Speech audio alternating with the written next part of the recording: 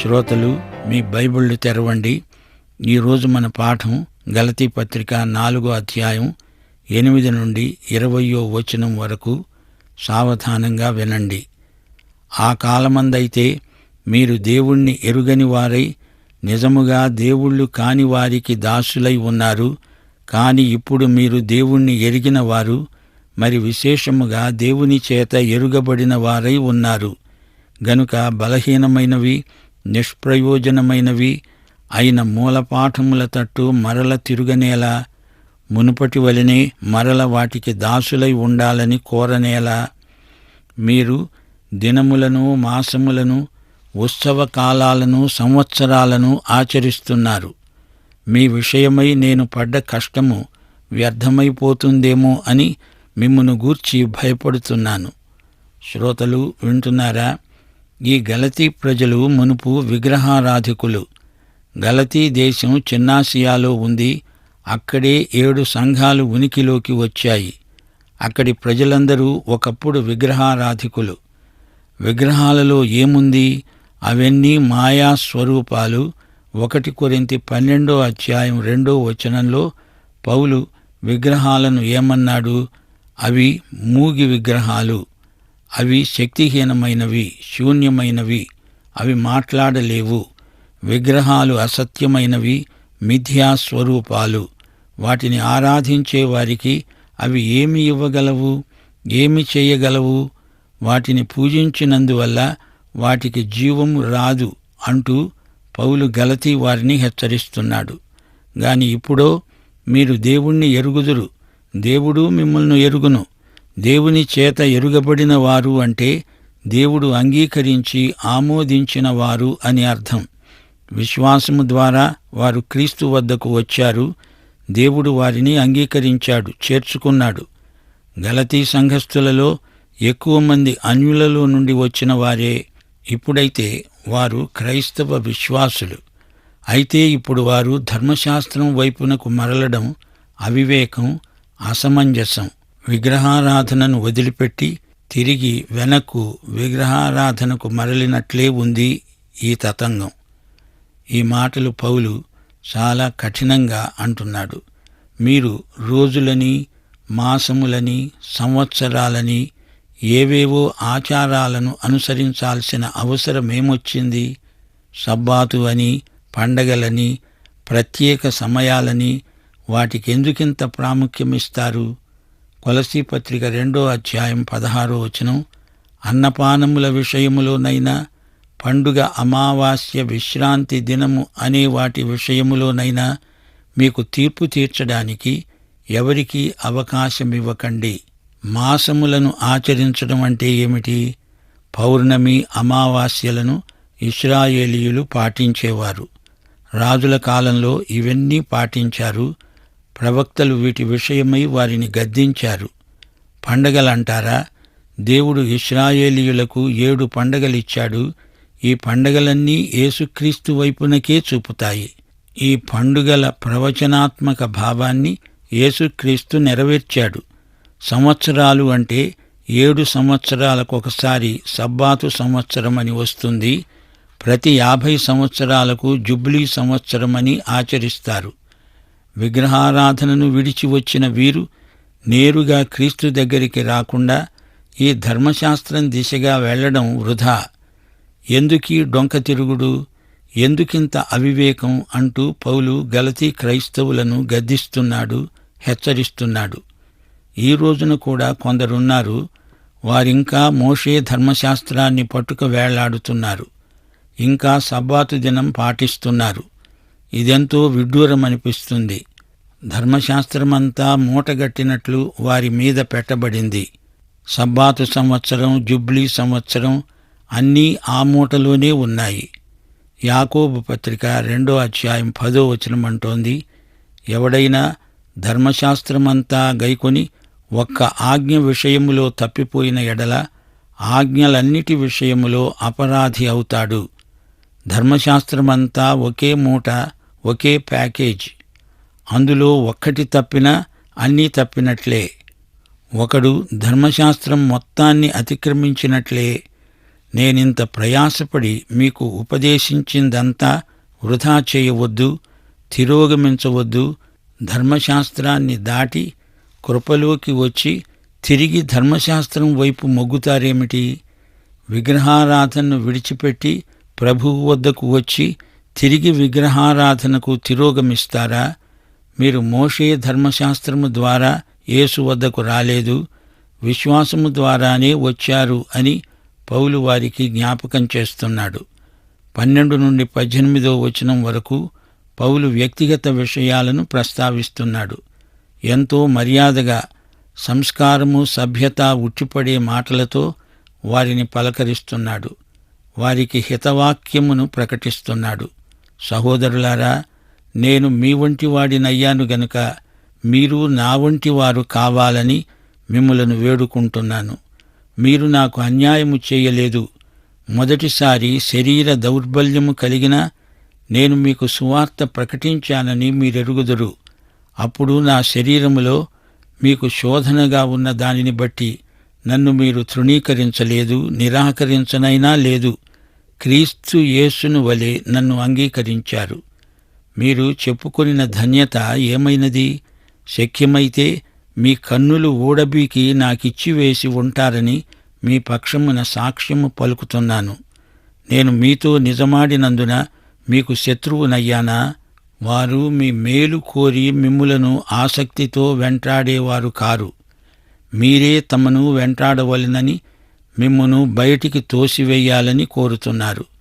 నేను మీ యొద్ద ఉన్నప్పుడు మాత్రమే కాక ఎల్లప్పుడూ మంచి విషయములో ఆసక్తిగా ఉండడము యుక్తమే. నా పిల్లలారా, క్రీస్తు స్వరూపము మీ యందు ఏర్పడే వరకు మీ విషయమై మరల నాకు ప్రసవ వేదన కలుగుతున్నది. మిమ్మును గూర్చి ఎటూ తోచక ఉన్నాను. నేనిప్పుడే మీ మధ్యకు వచ్చి మరి ఒక విధముగా మీతో మాట్లాడగోరుతున్నాను. శ్రోతలు వింటున్నారా? పౌలు ఏమంటున్నాడు? నేను ఏమై ఉన్నానో అది మీరు అయి ఉండాలని నా కోరిక. వారు దొంగ బోధకుల మాటలు వింటున్నారు. పౌలు తమకు శత్రువైనట్టు అనుకుంటున్నారు. నిజం చెప్పినందుకు నిష్ఠురమైంది. మీరు మేము అందరము విశ్వాసులమే గదా. మనమందరము కలిసి క్రీస్తు శరీరం అవుతున్నాము. అందుచేత మనము ఒకరితో ఒకరము మర్యాదగా ఉండాలి, సభ్య ప్రవర్తన కలిగి ఉండాలి. నా శరీరములో ముళ్ళు ఉంది, ఇది మీకు తెలుసు. ఇంతకు ఆ ముళ్ళేమిటి? నా శరీరములో అది మీకు శోధనగా ఉంది. ఇది పరీక్ష, శోధన. నా శరీరములో ముళ్ళు. ఆయన శరీరములోని ముళ్ళు కంటి జబ్బు అయి ఉండవచ్చు. ఈ కంటి బాధ పౌలు దౌర్బల్యముగా పరిణమించింది. సంఘ బిడ్డలు వీరైతే తమ కండ్లు ఊడబీకి పౌలుకు ఇవ్వడానికి సిద్ధంగా ఉన్నారు. కండ్లలో నుండి చీము కారడం అదొక శోధన లాంటి దౌర్బల్యం. అయినా పౌలు సువార్త ప్రకటిస్తూనే ఉన్నాడు. అయినా మీరు నా బలహీనతను సహించారు, దాన్ని సరకు చేయలేదు. నేను సువార్తను ప్రకటించినప్పుడు ప్రభువును చేర్చుకున్నట్లే నన్ను చేర్చుకున్నారు. నేను సత్యం చెప్పినందుకు మీకు శత్రువునయ్యానా అంటున్నాడు పౌలు. యథార్థవాది చాలామందికి విరోధి అవుతాడు అంటారు. ఈ రోజుల్లో కొందరు బోధకులు ప్రసంగ వేదికల నుండి నిజం చెప్పరు. చెబితే ప్రజల ప్రాపకం పోతుంది. ప్రజల మెప్పు కోరి వారిని దువ్వినట్లు మాట్లాడతారు. ప్రజలు కోరేదేదో అదే వారికిస్తారు. మనము శ్రేష్టమైన దానిని వెంబడించాలి. అయితే ఈ యూదా మతవాదులు మీ చర్మం ఒలిచేస్తారు, మీ వెంట పడతారు. 2 కొరింథీ 12 నుండి 15 వరకు పౌలన్నాడు, సూచక క్రియలను, అద్భుతములను, మహత్కార్యములను చేయటం వలన అపొస్తలుని యొక్క చిహ్నములు పూర్ణమైన ఓరిమితో మీ మధ్యన నిజముగా కనపడుతున్నాయి. నేను మీకు భారముగా ఉండకపోయానే అనే దానిలో తప్ప మరి ఏ విషయములో మీరు ఇతర సంఘముల కంటే తక్కువ వారయ్యారు? నేను చేసిన ఈ అన్యాయమును క్షమించండి.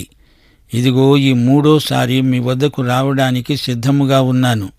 వచ్చినప్పుడు మీకు భారముగా ఉండను. మీ సొత్తును కాదు, మిమ్ములనే కోరుతున్నాను. పిల్లలు తల్లిదండ్రుల కొరకు కాదు, తల్లిదండ్రులే పిల్లల కొరకు ఆస్తి కూర్చదగింది కదా.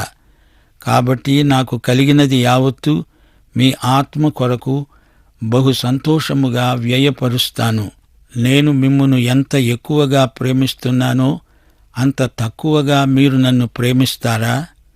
శ్రోతలు గమనించండి, ఈ యూదా మతవాద ధర్మశాస్త్రీయులే కొరింథీ సంఘంలోకి జొరబడ్డారు. కొరింథీ విశ్వాసులు పౌలును ఎంతో ప్రేమించారు.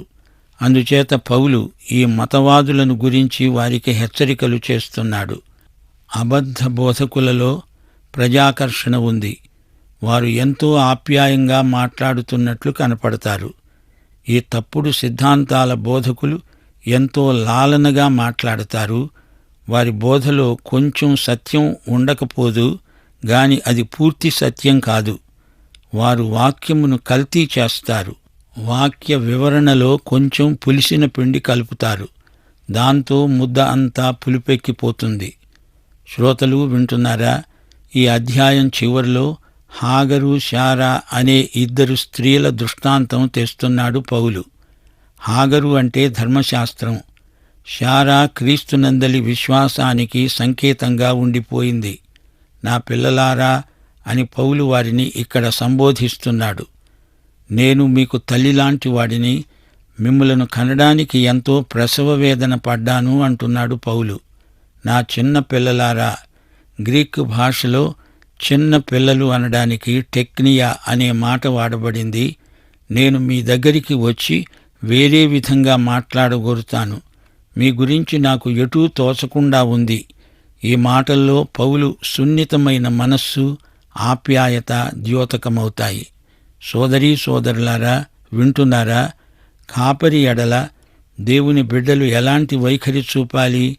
సంఘ బిడ్డలలో క్రీస్తు రూపము ఏర్పడే వరకు పౌలు తల్లిలాగా ప్రసవ వేదన పడ్డాడు. హెబ్రీ పత్రిక 13వ అధ్యాయం 17వ వచనంలో కూడా పౌలు ఇదే మాట అంటున్నాడు. మీ పైని నాయకులుగా ఉన్నవారు లెక్క ఒప్పజెప్పవలసిన వారి వలె మీ ఆత్మలను కాస్తున్నారు.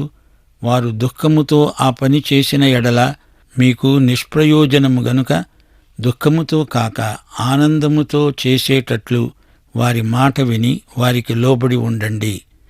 పౌలు వారి కాపరి. గలతీ సంఘ బిడ్డలు గొర్రెలు. దొంగ కాపరుల బారిన పడకుండా వారిని కాపాడడానికి పౌలు ఈ మాటలు రాస్తున్నాడు. సహోదరులారా అని వారిని సంబోధిస్తున్నాడు. అంటే కాపరిని గొర్రెలు తమ సహోదరుడుగా భావించాలి. కాపరిని సంఘబిడ్డలు దేవుని దూతలాగా ప్రభువును చూచినట్లే చూడాలి. కపట బోధకులు మిమ్మల్ని పెడతోవ పట్టిస్తారు. మీరు వారిని వెంబడించవద్దు. వారిని తిరస్కరించండి, విసర్జించండి. నిజమైన కాపరి మీలో ప్రతి ఒక్కరిలో క్రీస్తు రూపము ఏర్పడే వరకు ప్రసవ వేదన పడే తల్లి లాంటివాడు. కాపరిని సన్మానించండి. నేను మీలాంటి వాడినయ్యాను, మీరు నా వంటి వారు అవ్వాలి. మీలాంటి వాడినైన నాలాంటి వారుగానే మీరు ఉండిపోవాలి. యూద మతవాదుల్లాగా అవకండి. ధర్మశాస్త్రం వైపు మొగ్గకండి. అప్రమత్తంగా ఉండండి అని పౌలు హెచ్చరిక చేస్తున్నాడు. మీరు నాకేమీ అన్యాయము చేయలేదే. మీ గురించి నాలో ఎట్టి చేదు ఆలోచన లేదు. వారి పట్ల పౌలుకు ప్రేమ, అంతఃకరణ, దయ, శ్రద్ధ ఎంతగానో ఉన్నాయి. దేవుని బిడ్డలారా, మీ సంఘ కాపరి కోసం ప్రార్థించండి. ఆయన్ను ప్రోత్సహించండి. కాపరి యొక్క శరీర బలహీనతల్లో తోడ్పడండి. పౌలు శరీర దౌర్బల్యము విషయంలో గలతీ క్రైస్తవులు ఎంతో సహాయపడ్డారు. ఎంత త్యాగానికైనా సిద్ధమయ్యారు. పౌలుకు కంటి జబ్బు వచ్చినప్పుడు సంఘ బిడ్డలందరూ పౌలుకు సాయం చేయడానికి ముందుకు వచ్చారు. ఆయనను వారు విడువలేదు. పౌలును దేవదూతలాగా వారు చూసుకున్నారు. పౌలు సత్యమే బోధిస్తున్నట్లు వారు గుర్తించారు. ధర్మశాస్త్రము వల్ల కాదు, ఒక వ్యక్తి విశ్వాసము వల్లనే నీతిమంతుడు కాగలడు అని పౌలు సత్యప్రబోధం చేశాడు. ఏవో సత్కార్యాలు చేసి దేవుణ్ణి ఎవరూ మెప్పించలేరు. క్రీస్తునందలి విశ్వాసమే మనలను నీతిమంతులనుగా తీర్చిదిద్దుతుంది. ఇది పౌలు ప్రబోధం. ఇలాంటి మంచి ప్రబోధం చేసిన దైవజనుణ్ణి వారు శత్రువుగా ఎంచుతారా? అది భావ్యమా అని పౌలు వారిని అడుగుతున్నాడు. గలతీ పత్రిక 4:8 ఆ కాలమందైతే మీరు దేవుని ఎరుగని వారు, ఇప్పుడు మీరు దేవుణ్ణి ఎరిగిన వారు, మరి విశేషముగా దేవుని చేత ఎరుగబడిన వారు. ఎరిగి ఉండడం అనే మాట బైబిలులో విశేషార్థము గలది. ఇప్పుడు దేవుడు నన్ను ఎరుగును, నేను దేవుణ్ణి ఎరుగుదును. దేవునికి విశ్వాసికి గల పరస్పర సంబంధము ఎంతో అర్థవంతమైనది. ఒకప్పుడు మీరు దేవుడు కాని వారికి దాసులు. విగ్రహారాధన వెనుక సైతానీయ ప్రమేయం ఉంది. ప్రకటన గ్రంథం 9:20 బంగారు, వెండి, కంచు, రాయి, కర్రలతో చేయబడిన హస్తకృతములు. సత్య ఏకదేవుని స్థానాన్ని వాటికి ఇవ్వకూడదు. గలతీ క్రైస్తవులు అన్యుల విగ్రహాలను విడిచి యూదుల పంచాంగం వైపుకు ఎందుకు వెడుతున్నారు? ధర్మశాస్త్రపు ఆజ్ఞల సంగతి కాదు. అన్యులు నేరుగా యేసుక్రీస్తు వద్దకు రావాలి, ధర్మశాస్త్రము వద్దకు కాదు. విశ్వాసులు కృపను కాదని తిరిగి క్రియావిధానం వైపు తిరగడం అపసవ్య ధోరణి.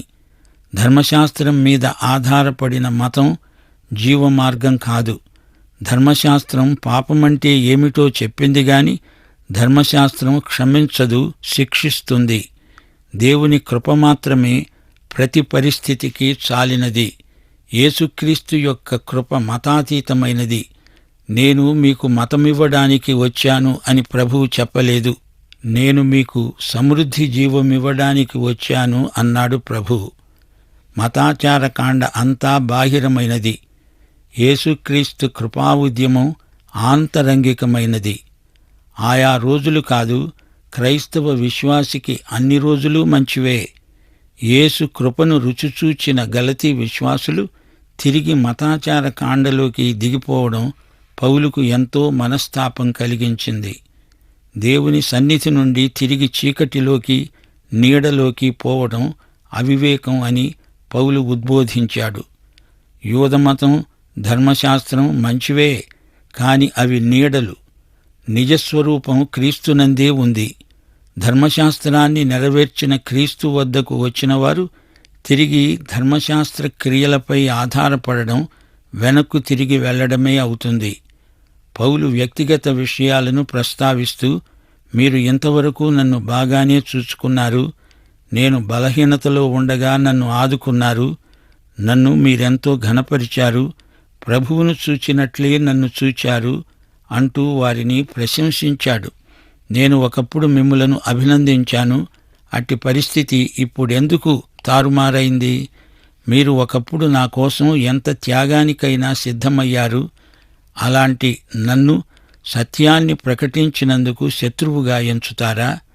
మీ దగ్గరికి వస్తున్న అబద్ధ బోధకులున్నారే, వారికి మీ మీద ప్రేమ ఉండి కాదు, మిమ్మల్ని తమ చుట్టూ తిప్పాలని మీ చుట్టూ అడ్డుగోడలు కడుతున్నారు.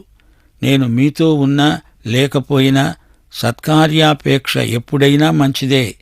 మీలో క్రీస్తు ఏర్పడడానికి నేను పడ్డ ప్రసవ వేదన అంతా ఇంతా కాదు. మీతో ఉండి మీతో స్వయంగా సంభాషించాలని ఉంది. మీ గురించే చింతిస్తున్నాను. ఈ విధంగా రాస్తున్నాను. మీతో ఉంటే ఇంకో విధంగా మాట్లాడేవాణ్ణో ఏమో. శ్రోతలు, అన్యులను సంపాదించుకోవడానికి పౌలు అన్యుడిలాగే అయిపోయాడు. అన్యులు నేరుగా యేసు దగ్గరికి వస్తారు. పౌలు కూడా ధర్మశాస్త్ర ప్రసక్తే లేకుండా దేవుని కృప తన విశ్వాసము ద్వారా క్రీస్తుతో సంయుక్తమై అపోస్తలుడయ్యాడు. అన్యులను సంపాదించుకునేటందుకు తాను యూద సాంప్రదాయాలను, సంస్కృతిని, యూద మత సంస్కారాదులను విసర్జించాడు. ఇప్పుడు వారు యూదులలాగా కానక్కర్లేదు, పౌలులాగా ఉంటే చాలు. పౌలు శరీరంలో ముళ్ళు ప్రసక్తి వచ్చింది. తన అనారోగ్య పరిస్థితిని బట్టి వారి దగ్గరికి పౌలు వెళ్ళాడు. 2 కొరింథీ 12:7 పౌలు ఈ సంగతిని పేర్కొన్నాడు. నాకు కలిగిన ప్రత్యక్షతలు బహు విశేషముగా ఉన్నందున నేను అత్యధికముగా హెచ్చిపోకుండే నిమిత్తము నాకు శరీరములో ఒక ముల్లు నన్ను నలగగొట్టడానికి సైతాను దూతగా ఉంచబడింది. పౌలు ఎన్నో శ్రమలు, హింసలు సహించాడు, భరించాడు. శరీరారోగ్యము విషయమైన శోధనలు అవి పౌలును పూర్తిగా వదల్లేదు. ఈ బలహీనతల వల్ల అతని శరీరాకారము కూడా అంత ఆకర్షణీయం కాదు. 2 కొరింథీ 10:10 అతని పత్రికలు ఘనమైనవే, బలీయమైనవే, కాని అతడు శరీర రూపమునకు బలహీనుడు, అతని ప్రసంగాలు కొరగానివి అని కొందరన్నారు. కంటి జబ్బు అతనికి ఉన్నది. దాన్ని బట్టే పౌలన్నాడు, అలా చేయగలిగితే వారు తమ కండ్లు ఊడబెరికి ఆయనకు ఇచ్చి ఉండేవారే. దమస్కు మార్గంలో వెలుగును చూచినప్పుడు పౌలు కన్నులు దెబ్బతిన్నాయి. పౌలు శరీర బలహీనత అతనికి ఒక శోధన, పరీక్ష. శారీరకంగా తానే రోగి అయి ఉన్నప్పుడు పౌలు గలతీ సంఘమును సందర్శించాడు. గలతీ సంఘాలను కలవరపరచడానికి ధర్మశాస్త్రవాదులైన యూదులు వారి మధ్యకు వచ్చారు. మీరు క్రైస్తవులు అవ్వాలంటే యూద పద్ధతులను అనుసరించక తప్పదు అని వీరు ప్రచారం చేయసాగారు. యూద పద్ధతులు అంటే సున్నతి సంస్కారం ద్వారా వారు యూదులవ్వాలి, యూద జాతిలోకి ప్రవేశించాలి, గలతీయులను ధర్మశాస్త్ర దాస్యంలోకి వెనక్కు లాక్కుపోవడమే వారి ధ్యేయం. ఈ దుర్బోధలకు, ధర్మశాస్త్ర విధులకు వీరు లోబడేటట్లు చేయడమే వీరి ఉద్దేశ్యం. ఈ పాఠం ముగింపులో పౌలు ఒక ఉపమాన భావాన్ని ప్రయోగిస్తున్నాడు.